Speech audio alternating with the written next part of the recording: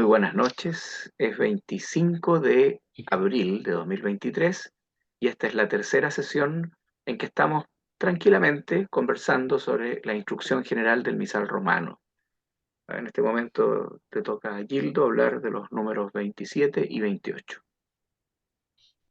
Bien, bueno, los números 27 y 28 abren el capítulo segundo de la Instrucción General del Misal Romano, que se denomina acerca de la estructura de la misa, sus elementos y sus partes, y específicamente se refieren estos dos números a lo que se denomina la estructura general de la misa. Voy número por número y después haré unos comentarios. En el número 27, que no tiene una redacción muy lograda, Mm, lamentablemente, hay bastante contenido. sí. Después de partir, en cierto modo y equívocamente, asimilando la misa a la cena del Señor, se va a referir a los elementos, o mejor dicho, a la presencia, a la presencia de Cristo en los diversos modos de la presencia de Cristo en la misa. Eh, Señalando, entre otras formas, en primer lugar, al pueblo convocado y reunido bajo la presidencia del sacerdote. Esta sería la segunda presencia, la que radica en el sacerdote, quien obra in persona Christi. Eh, la misma asamblea congregada entonces aparece aquí como una forma de la presencia de Cristo. La persona del ministro también es otra forma de presencia del ministro. Y después se va a mencionar a la presencia de Cristo en su palabra. Sin embargo, el número 27 va a subrayar, va a decir que más aún, de manera sustancial y permanente, nuestro Señor Jesucristo está presente en las especies eucarísticas, dándole una nota, una connotación de mayor centralidad. Bueno, efectivamente, en la misa, que aquí está también, eh, no digo definida, porque este documento no tiene la pretensión de definir la misa, pero más bien descrita en torno al pueblo convocado y reunido bajo la presidencia del sacerdote, está convocado para celebrar el memorial del Señor, ¿no? El sacrificio eucarístico. Eh, Cabe hacer notar aquí que tanto el número 27 como el número 28 tienen varias notas a pie de página que remiten a documentos bien interesantes. Desde luego que en el número 27, y a propósito del sacrificio eucarístico, remite directamente a la sesión 22 del Concilio de Trento. La sesión 22 del Concilio de Trento, eh, contiene la doctrina de ese concilio, que está retomada entonces por el Concilio Vaticano II y por esta instrucción, acerca del sacrificio eucarístico. Y aquí hace una precisión en la sesión 22 del Concilio de Trento en relación a que, lo vamos a ver después, lo voy a mencionar después a propósito del concepto de cena y de mesa, que también van a aparecer más adelante. Eh, bueno, en este punto en específico, la precisión que cabe es que eh, es en la última cena donde se instituye el sacrificio eucarístico, pero no hay una identidad, o no se podría deducir una identidad, de la última cena y el sacrificio eucarístico.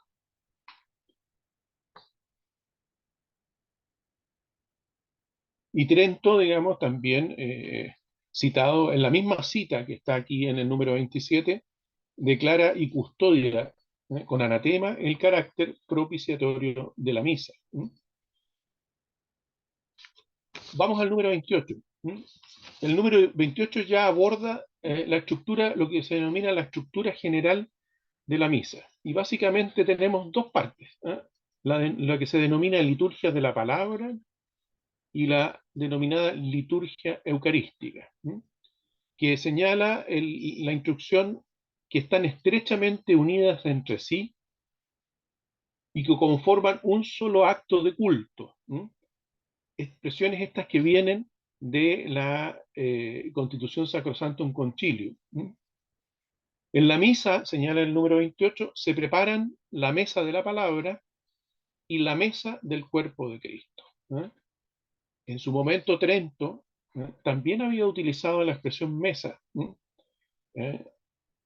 para señalar a quienes estaban admitidos a la mesa del Señor. Pero precisaba Trento de que por mesa debía entenderse el altar. Y culmina el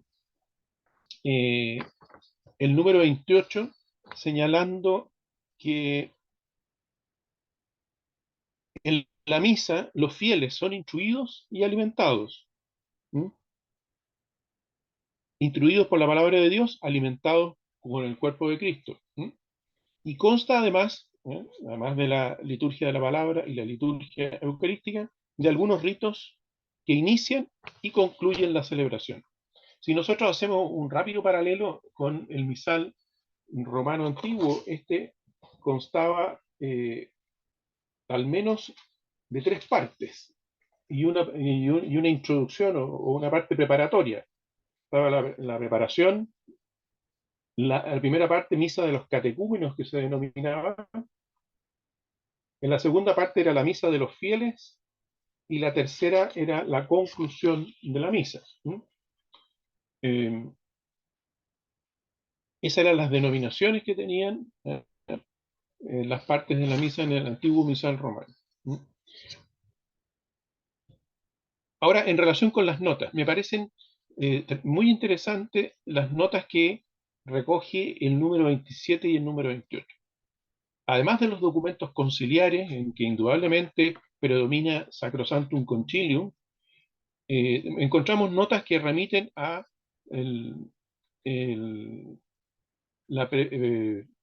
no sé si es con constitución o decreto, Presbyterium Ordinem, y la constitución Dei Verbum sobre las Sagradas Escrituras. También están citados el credo de San Pablo VI. Pablo VI, por la época de término del concilio, elaboró un credo del pueblo de Dios, si no me equivoco se llamaba, y que está citado aquí en alguna de sus partes. Muy importante es la carta encíclica Mysterium Fidei, que ya había sido, digamos, escrita por el Papa San Pablo VI. ¿Y por qué es importante? Indudablemente aquí no vamos a referirnos a los contenidos de Mysterium Fidei, pero Mysterium Fidei sigue en muchos aspectos y cita expresamente, no solo en nota a pie de página, a la encíclica de Pío XII, Mediator Dei. Y por último, dentro de lo que me pareció más relevante, una instrucción Eucharisticum Mysterium, de la entonces Sagrada Congregación para los ritos, a la que habría que agregar las otras instrucciones que se han ido dictando en el curso de la vigencia, de los años de vigencia del Novus Ordo-Missae. Pero esta también es particularmente importante porque una lectura también somera de los contenidos me permitió, digamos, encontrar en ella muchas definiciones y precisiones, tanto respecto de documentos conciliares como respecto de este mismo Instrucción General del Misal Romano. Bueno, eso es lo que yo les puedo decir, esa es lo que yo les puedo, los contenidos que les puedo, ¿cómo se llama? Transmitir respecto de esta introducción al capítulo segundo de la estructura de la misa en la instrucción del misal romano. Así que Muchas gracias. No, realmente me encanta esos vínculos que vas haciendo con otras documentaciones que nos van iluminando. Eh, yo quisiera solamente, digamos, lo mismo que dijiste tú, pero con un poquito más de distinción. En la misa está la liturgia, hay unos ritos iniciales, primero, que obviamente de la misa de antiguo orden a la de nuevo orden hay una disminución notable en cantidad de oraciones y en variedad, y cambia en la variedad, pero la cantidad es muy distinta, que es como, disculpen, antigua, yo soy viejo, pero como cuando se calentaba el motor, ¿ya? O sea, uno ya partía la función del día calentando el motor primero antes de la marcha y la liturgia de la palabra tiene un valor importantísimo, equivalente, casi con pequeñísimas variaciones, con la misa de los catecúmenos, la misa, perdón, de los catecúmenos, sí, está bien, son Sí. equivalentes. Y luego la misa de los fieles, que es la que nosotros llamamos liturgia eucarística, y después los ritos finales, que son también con algunas variaciones. Eso por un lado. Entendiendo una cosa bien interesante, que desde los primeros tiempos se habla de la mesa de la palabra o también se habla de, eh, a ver qué otro término, eh, término, bueno, del lugar del sacrificio, ¿ya? Y como lugar de vínculo de los vivos y los muertos con Dios, ¿ya? Desde los orígenes. Y entendamos que es la mesa de la palabra, entendiendo liturgia de la palabra y liturgia eucarística, que forman parte de la celebración de la misa. Esto puede parecer ridículo, pero no podemos hablar de la mesa de la palabra y de la mesa eucarística, no son dos mesas, es una sola. No. Y obviamente en ese contexto, no tampoco sacándolo a que vamos a poner una mesa, no sé, de cumpleaños o de... No, no, no, no, no es ese el contexto, ¿ya? Eh, también una cuestión que ya le hemos dicho anteriormente en otras circunstancias, es la iglesia en un acto público que está celebrando toda la iglesia. Obviamente es una expresión más concreta cuando está el sacerdote con pueblo fiel, pero no es excluyente ni exclusivo que el sacerdote llegara a estar por alguna necesidad solo. Eh, bueno, la presencia de Cristo en distintas etapas está presentada en el Concilio Vaticano II, como lo decías tú también, en la comunidad reunida, en la persona del sacerdote Cristo cabeza, en la palabra proclamada y en la forma sustancial y real en el cuerpo y la sangre de Cristo.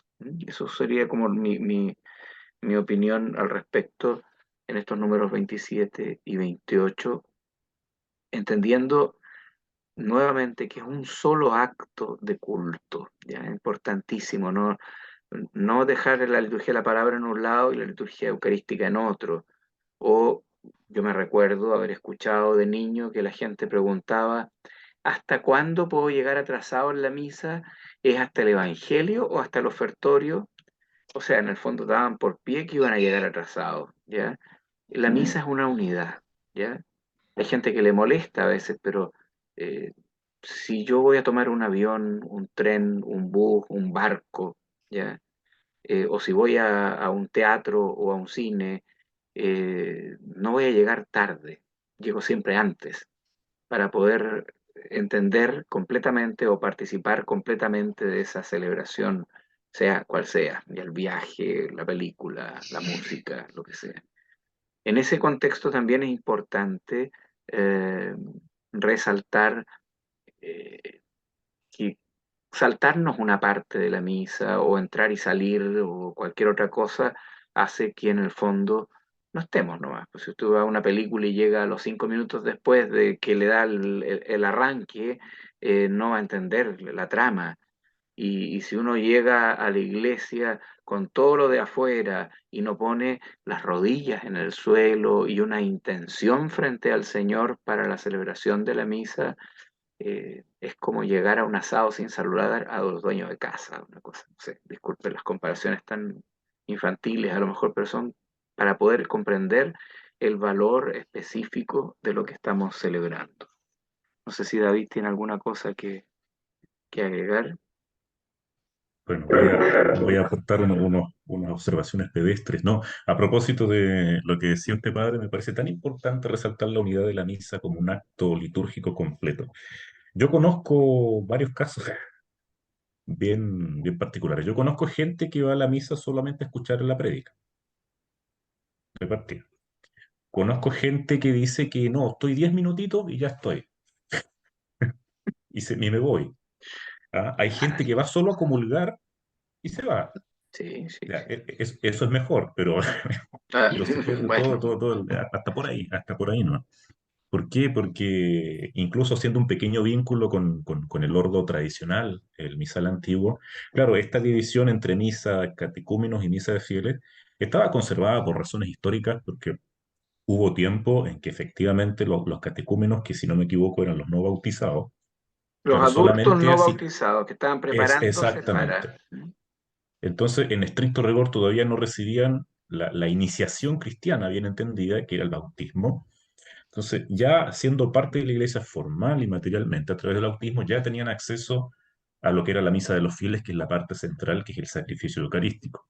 Antes de eso, las personas solamente asistían hasta la parte de lo que hoy son las lecturas, etcétera, como la formación, la parte catequética, por así decirlo.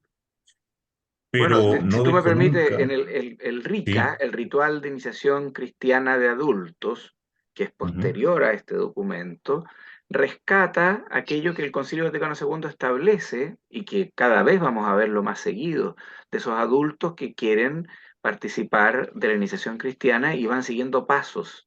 Y dentro de esos pasos Exacto. también existe aquellos que, llegando al credo, después disculpen el término, pero es que por eso que se llamaba la misa de los fieles, que se retiren los infieles, o sea, los que no eran bautizados todavía. No, lo estoy Claro. diciendo de una forma gráfica, no es que diga así, Ujú. pero está establecido que los catecúmenos se pueden retirar antes de la liturgia eucarística, en ciertas etapas, después vienen otras etapas.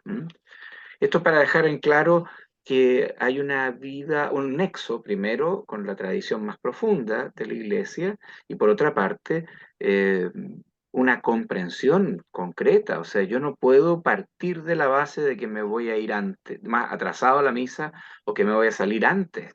¿Ya? A mí me ha tocado ver en la iglesia cuando llega una persona en la fila de la comunión, llega de la calle, comulga y se retira de inmediato.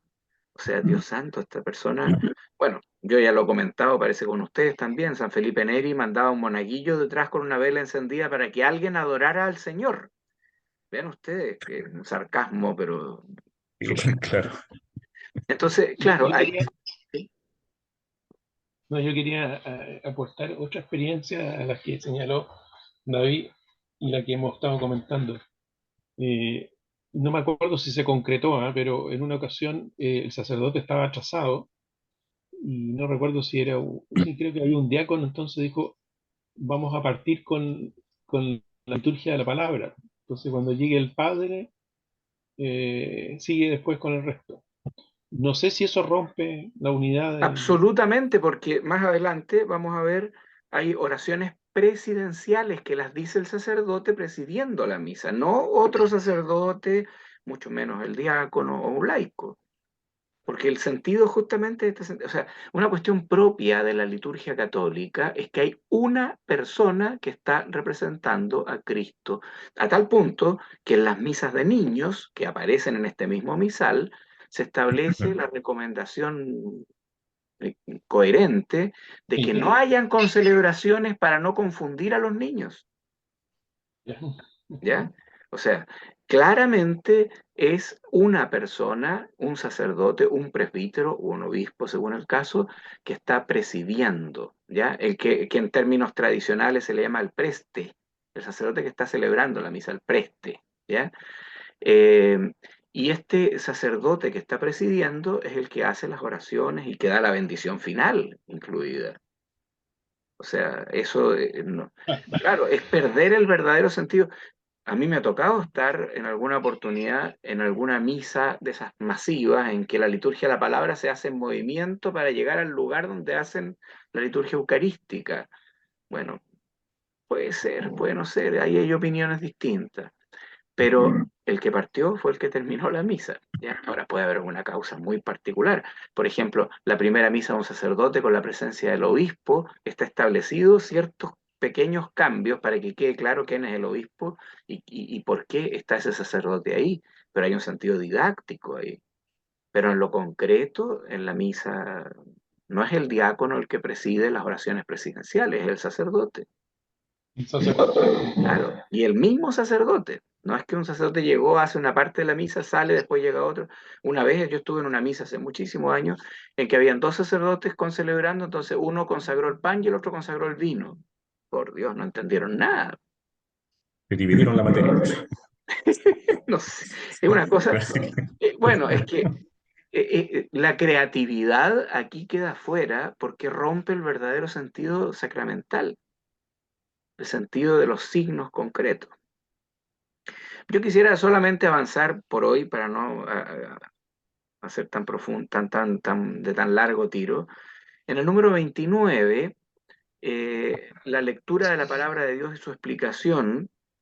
La palabra de Dios es la presencia de Cristo y aquí se incluye también como parte de la acción litúrgica la homilía, que en la misa de forma antigua la homilía es un agregado, ¿ya? A tal punto que el sacerdote se quita el manípulo, se puede quitar la casulla, o puede venir otro sacerdote de otro lado a predicar, o en fin, no, aquí la homilía es parte de la celebración litúrgica. Obviamente no aparece aquí, pero en los otros documentos aparece como necesaria la homilía en las misas, las fiestas de guardar, y se recomienda en tiempos fuertes y muy posteriormente el Papa Benedicto XVI recomienda que en lo posible sea cotidiana, ¿ya? Pero homilía, homilía, no lectura de un pensamiento de alguien ni de un poema, sino que en el contexto propio, después veremos cuáles son las características propias de una homilía como parte de la acción litúrgica. En el número 30 le corresponde al sacerdote la plegaria eucarística, cumbre de la celebración, y las oraciones presidenciales, o sea, la colecta, las ofrendas y la de después de comunión. Esas tres oraciones llamadas presidenciales, junto con la plegaria eucarística, es algo propio del sacerdote. ¿Ya? Entonces ya ahí tenemos problemas si un diácono empieza con la liturgia de la palabra, ¿quién va a hacer la oración colecta? Yo me recuerdo en alguna oportunidad cuando estas cosas no eran tan claras, que un sacerdote decía, esa primera parte está la colecta, y se iba a confesar mientras alguien leía la primera lectura, el salmo, la segunda lectura, y él llegaba al evangelio.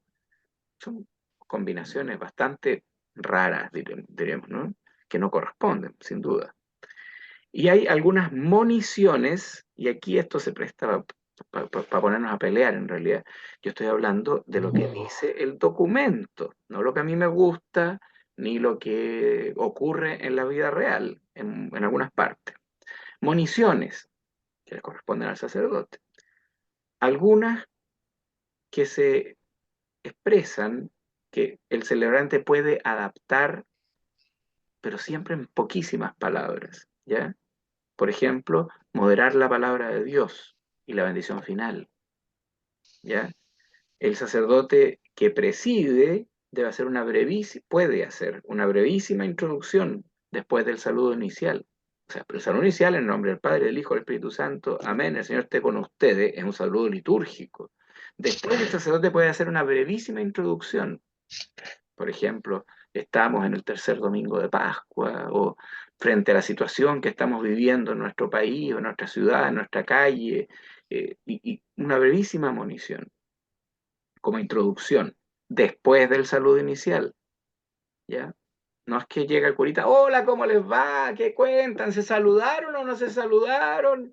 Y después ya, entonces ya, no, esto, después del saludo inicial puede haber una brevísima introducción también antes del rito penitencial, entiéndase rito penitencial y no harakiri, por si acaso, ¿eh? Rito penitencial es Señor ten piedad, Cristo ten piedad, y no perdón Señor, que es otra cosa totalmente distinta.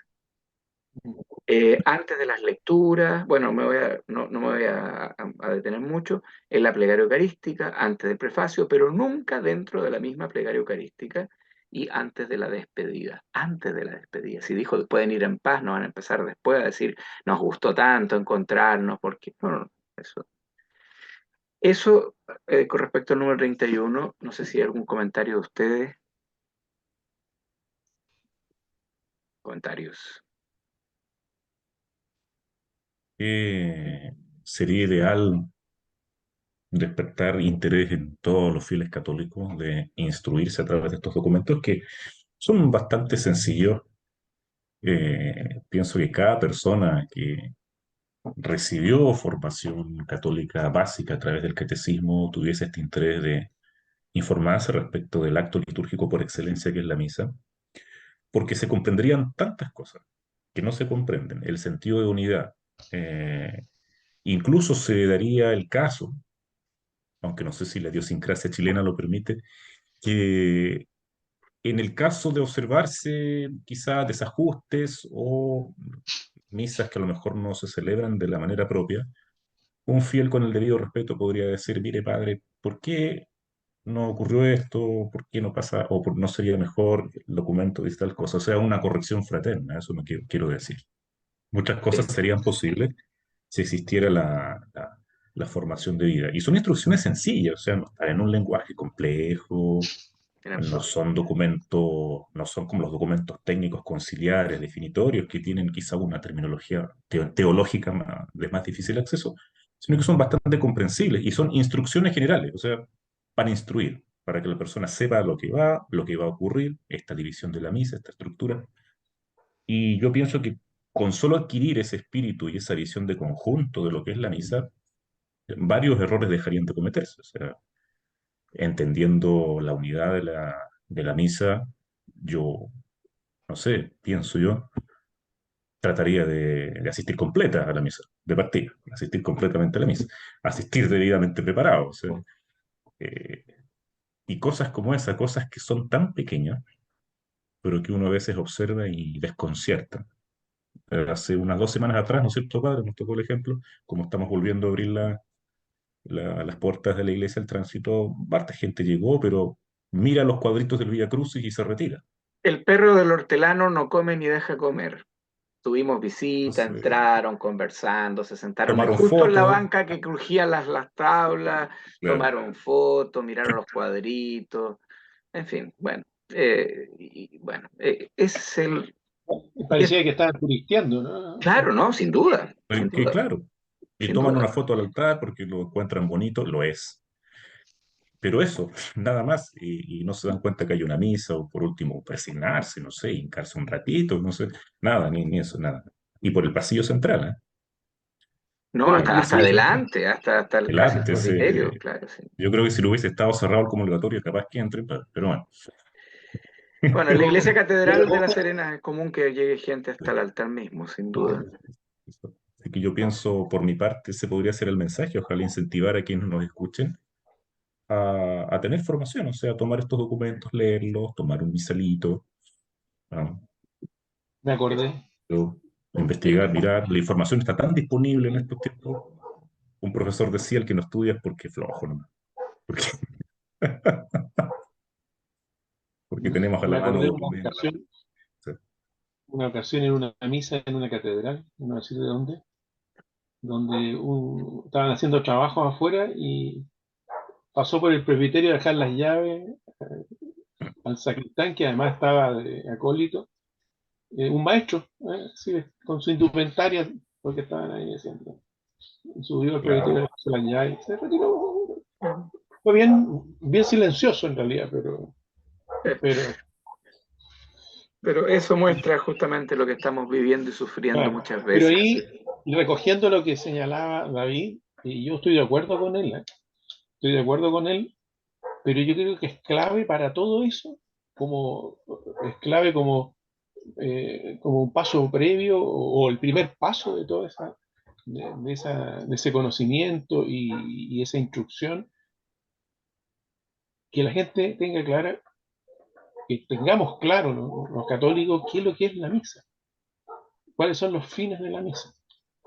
Y eso a veces siento que se pierde, se diluye, ¿no?, por una serie de circunstancias como las que hemos comentado aquí en esta ocasión y en otras ocasiones. ¿Eh? Porque no es suficiente, digamos, no es suficiente aprenderse, como dicen las definiciones, hay que hacerlas, digamos, y bueno, y de ahí toda la instrucción de detalle o más concreta. ¿Sí? Tener claro, porque ahí es donde yo creo que el, el tema lamentablemente corre mucho riesgo de diluirse. No hay una claridad Bueno, del vamos tema. ayudándonos nosotros y ojalá Sí, sí. por estos medios también podamos incentivar a otras personas para que avancen en esto. Yo me recuerdo que Papa San Juan Pablo II pidió que todos los fieles cristianos tuvieran estudio de la Instrucción General de Misal Romano. Y bueno, todavía nos falta un buen rato. Que el Señor los bendiga, que tengan muy buenas noches. Parece que David se arrancó antes de tiempo. Hasta la próxima. Espérate.